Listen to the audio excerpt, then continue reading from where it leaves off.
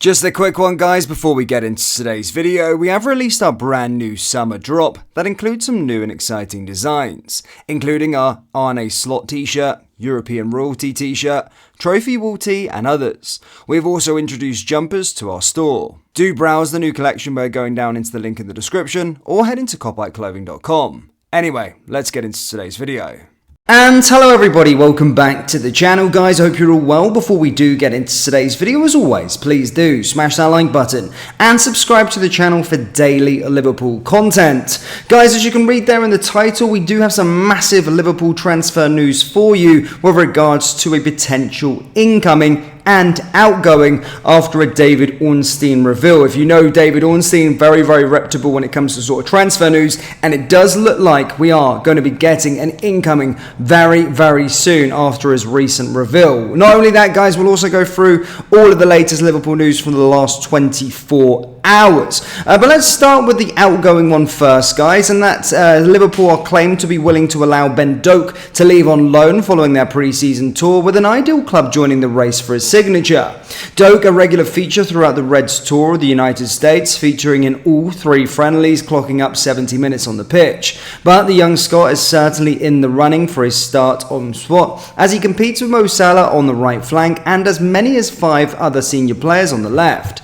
There has sparked interest in a loan deal this summer, with Doak stated to hold talks with Arne Slot and Richard Hughes following the conclusion of the tour. According to the Express, that has led to the decision to allow the 18-year-old to send the campaign away from Anfield. Journalist Charlie Gordon appears to have knowledge of the situation, explaining that Brentford have now joined Leicester City and Southampton in the running.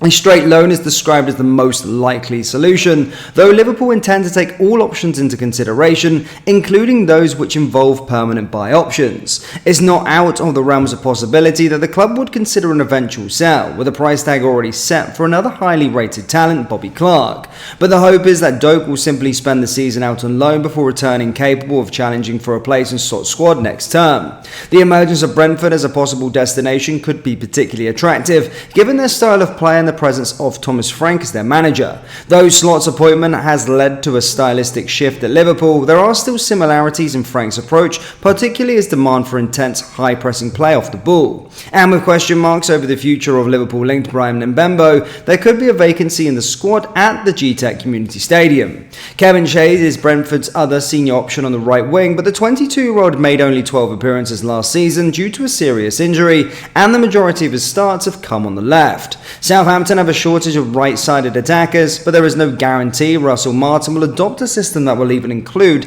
an out-and-out winger. Meanwhile, in Steve Cooper, Leicester boasts a manager with a keen understanding of youth development, following his time coaching in Liverpool's academy, but the Fox have already signed Isako Fatua and Bobby de Grover-Reed this summer. So it does look like Ben Doak could be one of those players leaving on a loan deal. I know it said there potentially that he could leave on a permanent transfer, but for me, there's no chance that Liverpool should be letting Ben Doak go on a permanent transfer. I think a loan at a Premier League club is something that's, I think, yes, definitely. But there should not be a buyout option for him because he's far too good. And I think the sky's the limit with him. I know he's had a couple of injury problems recently, but he's still a young lad. And I don't think there should be any permanent transfer offers there for Ben Doak. I really do think he has a bright future at this football club. Now, moving on to some incomings, ladies and gentlemen. Yes, Liverpool are now said to be pursuing a specialist number 6, with that player being from outside of the Premier League. It has, of course, been the topic of the summer again, and so far there have been few credible links to defensive midfielders or number 6. Players such as Porto's Alan Varela have been somewhat linked, along with Edison of Atalanta, but beyond that, the links have been few and far between. Now, in a rare update, the highly reliable reporter David Ornstien of The Athletic reports that the club are actively pursuing an unnamed player who is based outside of the Premier League. That means Varela and Edison would tick that box, but it would also rule out Wolves' João Gomez, who has also been loosely linked. What has been apparent in these opening friendlies under the new coach is that Arne Slot's style of midfield doesn't appear to suit or require a number 6 who simply breaks up play. The player is required to be on the ball more and more effective in the build-up play. Slot used 3 different players as the deepest midfielder in the Reds' 3 friendlies in the United States of America: Wataru Endo, Dominic Szoboszlai, and Ryan Gravenberch. On the position, Slot told reporters in the US Ryan did really well in that position against United, and we had other options as well. The best way to judge it is when we have all the players back, and we still haven't, but a club like Liverpool always keeps its eye open on see who is available.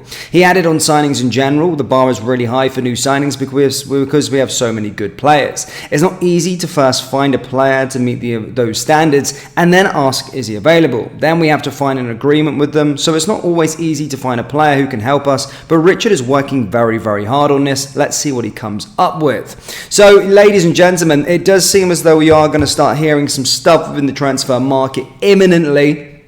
And it's good to see that we're getting a number 6 in. I've been saying for much of the transfer window, despite fans stating that we're not going to sign any players, a number 6 was of the priority. And I do still think another centre-back, left-sided centre-back, is still of the essence as well. But great to see David Ornstien has said that we're actively now pursuing. So hopefully over the next couple of days, we'll get the potential target on who that said player is going to be. Alan Varela, Edison, or it could be a complete curveball. It could be someone completely different. We know how Michael Edwards works, but those are the sort of players that you'd probably bet your house on a little bit. But it's good to see that Liverpool and the recruitment team have identified that we do need a number 6. Now, moving on to another bit of transfer news that I brought to you yesterday, troops, but this is starting to materialise a little bit more. But a number of reports out in Spain have claimed that Liverpool's interest in signing Valencia goalkeeper Giorgio Marvajali, who could eventually replace Alisson as number 1. The player caught the eye of observers in his performances for Georgia at the Euros, but he has already built an impressive CV over the past 3 seasons at Valencia. The 23-year-old has played 100 times for the Spanish club, having signed from Dinamo Tbilisi in his native country back in 2021. That appears to have attracted Liverpool scouts with sources in Spain, claiming the Reds are lining up an ambitious move to secure him as Alisson's successor. Basically, they stated that the Liverpool would have to or will be willing to pay over 30 million euros for his signature, and it's also stated that he would go out on loan until he's ready to, until Alisson basically leaves. Now, a 23-year-old as a goalkeeper is very, very, very, very young, and the fact that he's played so many times just goes to show. And with Kelleher's future in doubt, you never really know. But Alisson's not going to last forever. So we might see him actually go out on loan a good few times, 2-3 years. I remember Thibaut Courtois did a similar thing when he was at Chelsea. I think Petr Cech was the goalkeeper. And I think Courtois was on loan like for 2 years straight at Atletico Madrid. Won leagues and then already was primed, ready to go as soon as Petr Cech sort of fell down the pecking order. Thibaut Courtois came straight into it. So it might be a similar situation of what we're trying to do with regards to the Georgian goalkeeper. But Liverpool fans, that's all I've got for you today, guys. A massive bit of transfer news there from David Ornstien saying that we're actively pursuing a number 6. Ben Doak also looks like he could be making a temporary leave as well, and potentially looking at a goalkeeper. But Liverpool fans, as always, do let me know your thoughts down there in the comment section below with regards to that. And who do you think that number 6 is going to be? And who would you like it to be? As stated, let me know down in the comment section below. That brings us to the end of today's video. As always, please do smash that like button and subscribe to the channel for daily Liverpool content. Also, check out our clothing store as well, callbackclothing.com. Link is down there in the description. Thank you, and I'll see you next time. Take care.